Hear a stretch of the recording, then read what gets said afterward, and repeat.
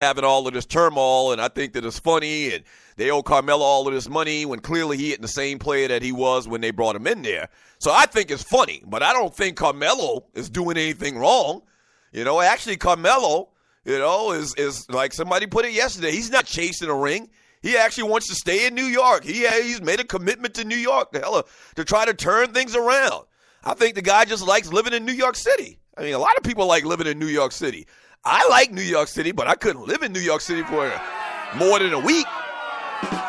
But he likes New York City. But anyway, y'all nominated him. Once again, I just do the will of the people. So Carmelo Anthony's nominated. The Bulls players, those three players, Kellyanne Conway, LeBron James, the moms of New Edition, and the Orange Dude. Go to the Doug Stewart Show Facebook chat group and cast your vote.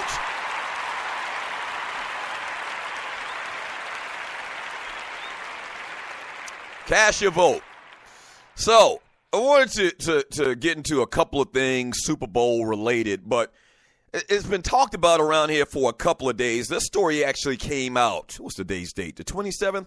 This story actually came out 4 days ago in the Boston Globe by a guy named Dan Shaughnessy, writer for the Boston Globe. Once again, this story came out on January 23rd. He starts off by saying, "We don't hate Atlanta nor its sports fans." That's not a good way to start off an article.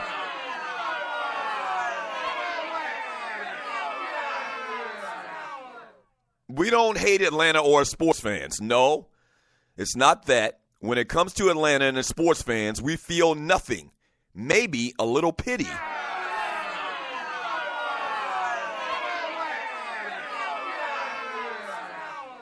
He goes on to say, the Patriots are going to the Super Bowl in Houston on February 5th, and they are going to play the Atlanta Falcons, and that takes a little fun out of the experience.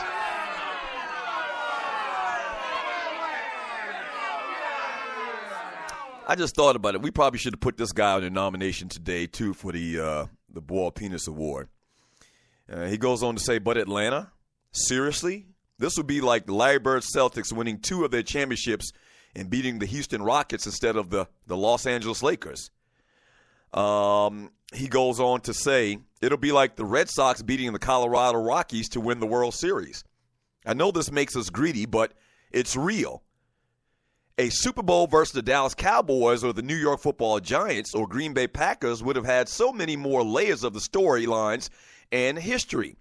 Even a rematch with Pete Carroll's Poodle or Seattle Seahawks would have drummed up some extra interest. But the Falcons? I'm not lying to you. This is a true story. Now listen, Dan Shaughnessy's not some Johnny-come-lately writer. Like long-time writer for the Boston Globe. Like one of the most, I guess you would call them, heralded sports writers in America. He says, but the Atlanta Falcons, and he writes out, meh, and he spells it M-E-H. I guess that's the way you spell, eh.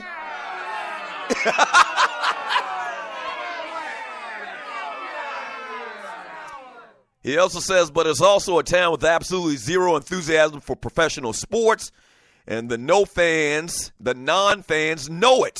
He said the Falcons, Braves, and Hawks don't win championships, so they don't get much love.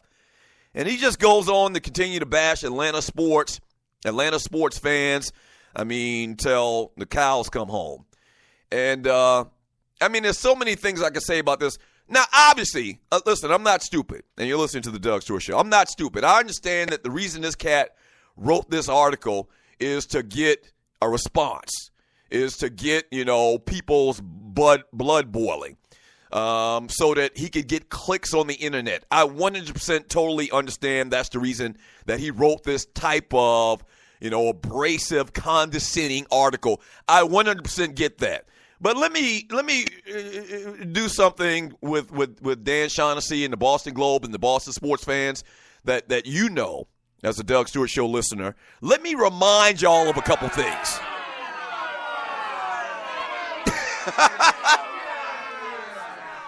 Let me remind y'all of a couple of things where it's concerning the New England Patriots. And that is, first of all, this Patriots run that you've seen over the last 15 years, was not always the case. It was not always the case. The New England Patriots, I talked about this yesterday, historically were one of the bottom-dwelling teams in football outside of the last 15 years. So you got a lot of nerve, Dan Shaughnessy, and talking about teams and success or whatever. Yes, the Patriots have had success over the last 15 years. I'll talk more about how they got that success in a second. But before this 15 years, if you're older than, 20 years old, you remember a day and time when the New England Patriots were one of the bottom-dwelling, bottom-feeder teams in the NFL for a long, long, long time.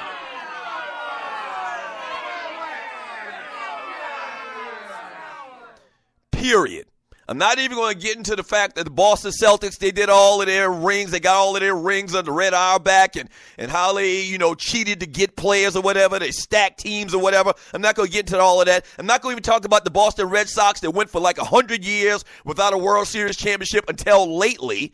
And it wasn't so much of the players. It was so much the GM that got it done for them. I'm going to focus on the New England Patriots.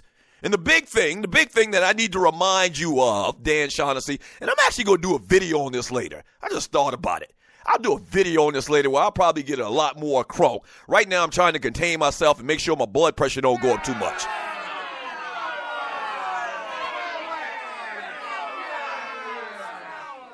Okay? All right? So the last thing I like to remind Dan Shaughnessy and the people of New England, of Boston, of Beantown. You see the title of today's show, Disrespect from Beantown. I like to remind you is that your team is a team of cheating bastards.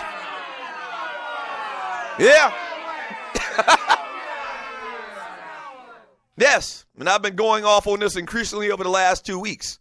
So I really won't even stay on it too much today.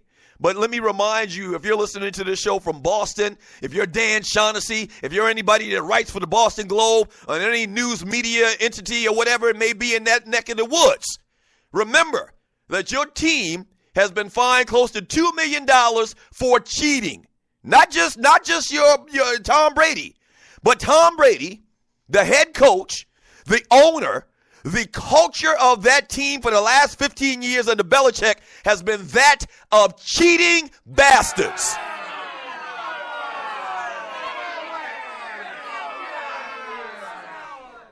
Just because the fans of ATL aren't lemmings like y'all up there in Boston, where you'll go support a garbage product or whatever most of the time.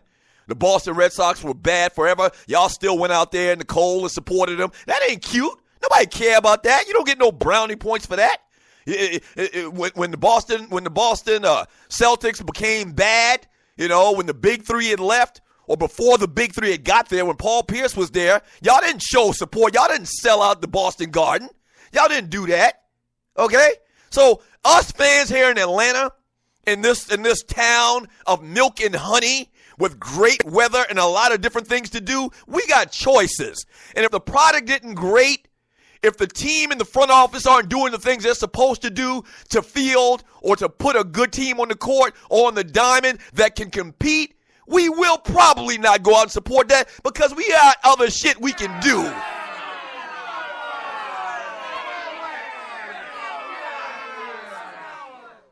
Period.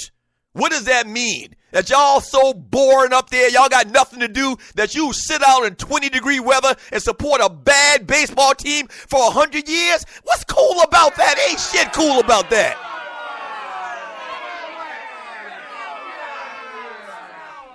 I remember, and I think my man is about to mention it right here in the chat room on Spreaker.com from Clay Clifford Davis. Please. I remember when Boston fans were chanting MVP to Kobe Bryant when he played at the Boston Garden. That's a very good point. I remember when Mike Bibby was here with the Atlanta Hawks. The Hawks had played up in Boston, and the arena was empty. The famed Boston Garden was empty. You know why? Because they sucked at the time, and the fans didn't support that product. Now, I don't understand the culture of going out there and selling out, Fenway Park for the Boston Red Sox and 100 years of bad baseball sitting out in the cold. I don't get that at all. But if you put a bad team out there, y'all showed when y'all were down in Boston as far as the Celtics that you would not support the product. So don't be acting brand new. Don't be acting brand new. And listen, I'm not the biggest Atlanta sports fan ever. Obviously, I'm not from here, but I support all these damn teams. And we're going to see y'all ass next week in Houston. How about that? ATL, ho. How about that? I'm going to do a video. Ooh, I'm going to do a video today. I'm going to do a video today. Ooh, this is going to be good. I'm going to bring even more fire than I just brought right now. What the hell you talk about Atlanta, this, that, and the other, or whatever, man? Atlanta is the land of milk and honey. Just because y'all ain't got nothing to do around there, and you mindlessly, once again, like lemmings, go out and support bad products, then that's us? That's a us problem? No, that's a you problem. Damn you, Boston. Cheating bastards. Cheating bastards. Ooh, man, I pray the Falcons win.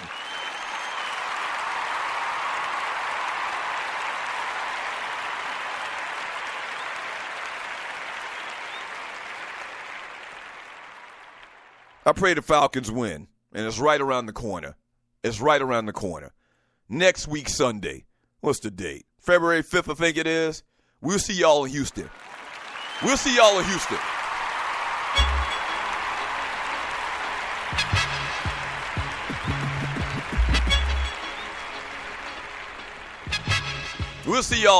Man, I talked to so many people that's going down there just to be there.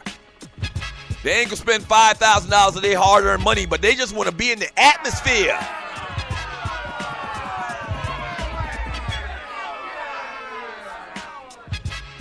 ATL, ho.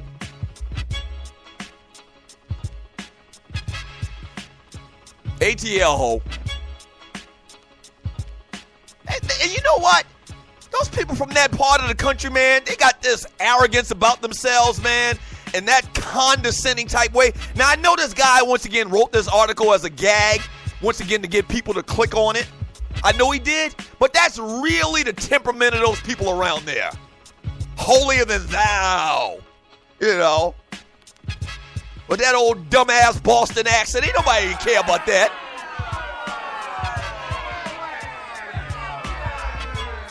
The New England Patriots. However the hell they talk. I need to get work on my Boston accent. Whatever. This is the land of milk and honey down here, shawty. When we get back from the break, man, more Super Bowl talk. I'll read some of your chat, get some of your thoughts on this little column by Dan Shaughnessy. How dare he? How dare he? You're listening to the Doug Stewart Show. Back in 3 minutes. Don't go away. How dare he?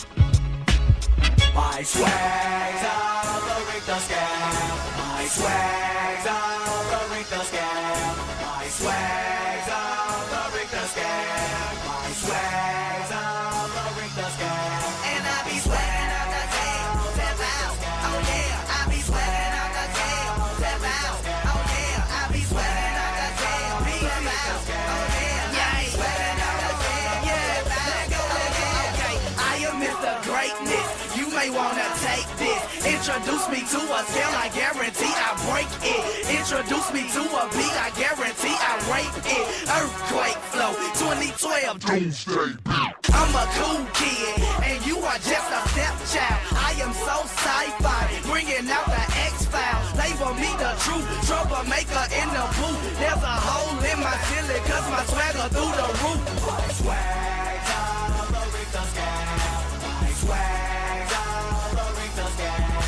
My swag's on the Richter scale. My swag's on the Richter scale. And I be sweating out the tail, step out. Oh yeah, I be sweating out the tail, step out. Oh yeah, I be sweating out the tail, step out. Oh yeah, I be sweating out the tail, step out. Oh yeah. If I open my closet up, so ring sounded off. I keep it 99.